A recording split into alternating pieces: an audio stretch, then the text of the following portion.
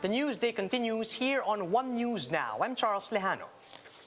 The Health Department is reminding the public not to let their guard down, despite the implementation of GCQ in the NCR+. She adds that the healthcare utilization in NCR is now in the safe zone, though some LGUs remain to be at the high-risk level. To tell us exactly what all of this means, we have Greg Gregorio. He's reporting live from Quezon City. Good afternoon, Greg. Could you tell us what Yusek Vergeire meant when she said that the healthcare utilization was now in the safe zone? Yes, Charles, according to Health Undersecretary Vergeire, the healthcare utilization rate in the National Capital Region is now at the safe zone, or meaning we are now at a 48% utilization as compared to higher number of utilization rate during the surge. But according to Vergeire, this doesn't mean that complacency may not be allowed, as one of the components of the HCUR, which is the utilization rate of ICU beds, is still at 61%. Thus, the public is still encouraged to follow minimum public health standards as to prevent the possible infection of any of the variants of the SARS-CoV-2 virus. Charles? Right, Greg, we have healthcare utilization on one hand, and then on the other we have the Undersecretary likewise mentioning positive indicators that the COVID situation may actually be improving. What were these indicators? Yes, Charles, according to Vergeire, the daily average of new cases is decreasing. This has also been mentioned by Health Secretary Francisco Duque III last week, when he mentioned that from the around 10,000 daily new cases in the country during the surge, we are now seeing at around 1,000 to 2,000. But they are saying, including Health Undersecretary Vergeire, they are targeting to achieve the pre-surge condition of these new cases. When it comes to the National Capital Region, they are saying there are only less than 500 cases per day in the National Capital Region before the surge. Thus, this is the target that we'd like to see as we are implementing restrictions in the National Capital Region as well as neighboring regions. Charles? All right, Greg, let's talk about the Health Department reporting 10 more cases of the Indian variant. Is the agency now considering maybe further expanding the travel ban to cover more countries, or maybe even to prevent the entry, prevent the entry of those variants? Yes, Charles, according to the latest biosurveillance report of the Department of Health, 10 additional cases positive with the B.1.617.2, or the variant first detected in India, were recorded in the Philippines. One of these is a seafarer from Belgium who passed through the United Arab Emirates before going home to the Philippines on April 24. And the other 9 are the Filipino crew members of the MV Athens Bridge. But this one seafarer from Belgium and passed through UAE has already completed his isolation on May 13. And even though it was mentioned that he came from Belgium, according to Vergeire, the recent inclusion of Oman and United Arab Emirates to our existing travel ban in relation to the prevention of the further spread or entering of any more variants here in the country is enough. What they are saying is that what we need is to strictly implement the protocols that are existing right now for those who are incoming, incoming travelers to the Philippines. Charles? Right, let's talk about vaccines for a bit, Greg. There are talks that recipients of the Pfizer and Moderna jabs might need a booster shot to keep themselves protected. Do we have any updates on this? Charles, what the Department of Health is saying that they are considering the use of Pfizer and Moderna vaccines as boosters for those who have already received 2 doses of another brand of COVID-19 vaccine. But as of date, according to Vergeire, this is still a plan for a clinical trial, and they are still looking for funds on how this clinical trial will prosper here in the Philippines. Vergeire also said that this is in separate to the study of mixing brands of COVID-19 vaccines for 2 doses that an individual must receive. Charles? Right, Greg, let's talk about this report that over 300 vials of Sinovac were wasted in Cotabato. Could you tell us what happened there and how the health department plans to avoid this in the future? Yes, Charles, reports say that these vials of the Sinovac vaccines were placed in a biosafety ref connected to a generator as there was a brownout in the locality. But when the electricity came back, the generator shut down, and the refrigerator where the vials are placed had no electricity. Thus, the health workers or the health authorities were not able to monitor the temperature needed for the vaccines. With this incident, according to Health Undersecretary Vergere, they have advised all regional units to continuously monitor the temperature for every storage of the vaccines every 4 hours from Mondays to Sundays, so we could prevent the same incident to happening in the future. Charles? All right, Greg, I have one last question before I let you go. We're getting lots of feedback that we have some members of the general population heading to vaccination sites.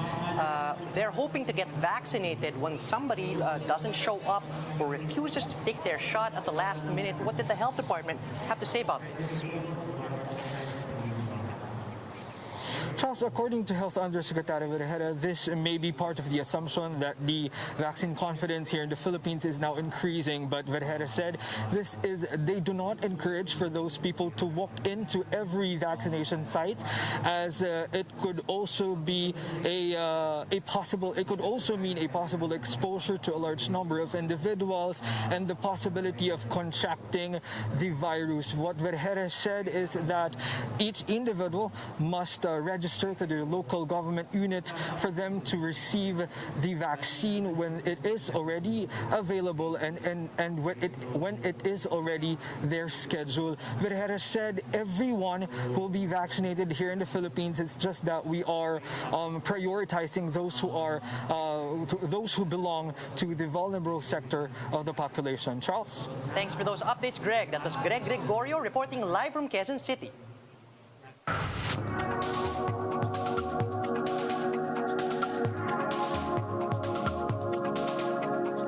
Health expert and virologist from Johns Hopkins says vaccines are clearly working against COVID-19.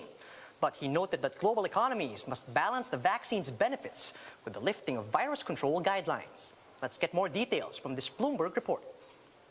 Obviously, this is a fantastic way to encourage people to get vaccinated, tell them that they don't have to wear masks as much.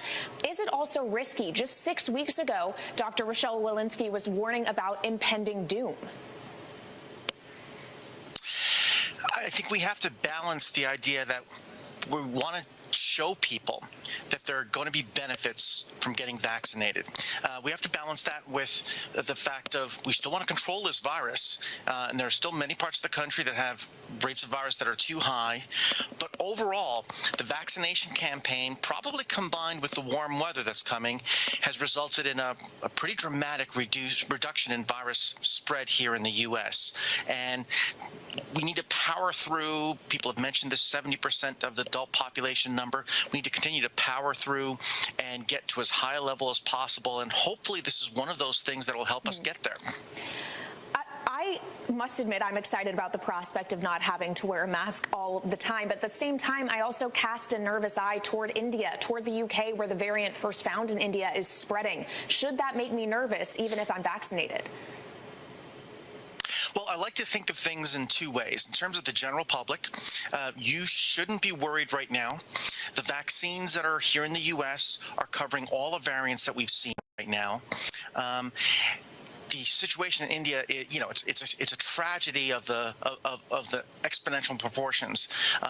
But what's going on in India sort of mirrors the other things that are going on with variants in this country. Those are things that keep me up at night, or in this case, maybe get me up early in the morning, because we as scientists want to continue to monitor this virus, see how it's changing, and look for those changes in the virus that are causing it to be either more easily transmissible or evade vaccine immunity. But right now, the vaccines that we have here in the U.S. are working really, really well against all variants out there. So the general public right now shouldn't be concerned about this. They should just continue to get out there and line up to get those vaccines in their arms. Andrew, I'm so excited to have you, especially on a day like today. So thank you so much for waking up early for us. When you look at what we know about the vaccines, so they protect you.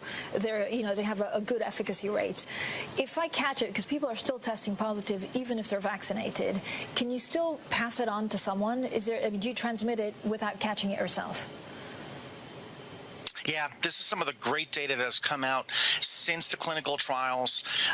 It certainly looks like, particularly in the case of the Moderna and the Pfizer vaccines, that you're much less likely to get infected and pass the virus on if you're vaccinated. We're seeing a focus on the cases of people who are vaccinated and gotten infected, but we really have to put that into context and compare it to the millions of other people that have been vaccinated and have not had any signs of infection. So I think these vaccines have really come out to be fantastic, probably better than I would have ever hoped to have been in terms of protecting against severe disease, regular symptomatic disease, and now we're seeing the data that says it's even protecting from transmission. So things are working. It's still not a bad idea to have a mask around. Groups are always an issue still right now because you want to make sure that you're not coming into contact with large numbers of unvaccinated people. But these vaccines are really working, and that message really has to get out there to the general population. They're safe and they're efficacious, and they're turning the corner on this pandemic, at least here in the U.S. Back on the home front, let's check in with Gerard de la Peña, who is with us on the line to give us updates on the implementation of the RFID three-strike policy. Gerard, good afternoon. Have toll operators started apprehending those who have insufficient load balance in their RFID accounts? Well, Charles, the apprehension will start on Wednesday, and right now they're still conducting a lot of information campaign about this. We were told that over at the NLEX, they still have the cash lanes where those who don't have their RFID account may pass through there. But over at the Cavitex, they don't have any cash lanes there. So starting on Wednesday, they will be strict in implementing the no RFID, no entry policy at the Cavitex. Charles. Right. How will operators precisely ensure that repeat offenders are listed and apprehended properly? Do they have the infrastructure in place? Charles, right now the NLEX has already installed its what we call the plate recognition devices, so that it would be easier for them to detect plates or those vehicles who are not yet enrolled at the RFID system. But just for the information of our viewers, Charles, that the fines for this kind of events is kind of hefty.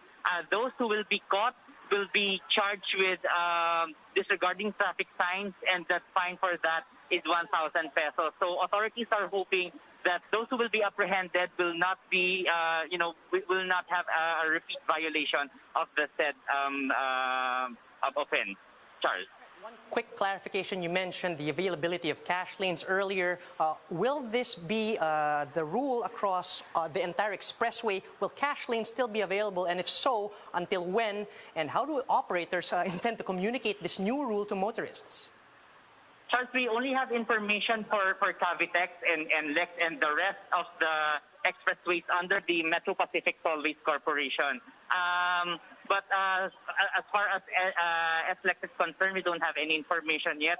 But on part of the MPTC, they said that cash lanes will remain open, at least at the NLEX, so that those who don't have their RFID accounts yet may pass through there. And they will be given enough time to enroll their vehicles for RFID accounts. Charles. All right, thanks for that, Gerard. That was Gerard de la Peña reporting live from Mandaluyong.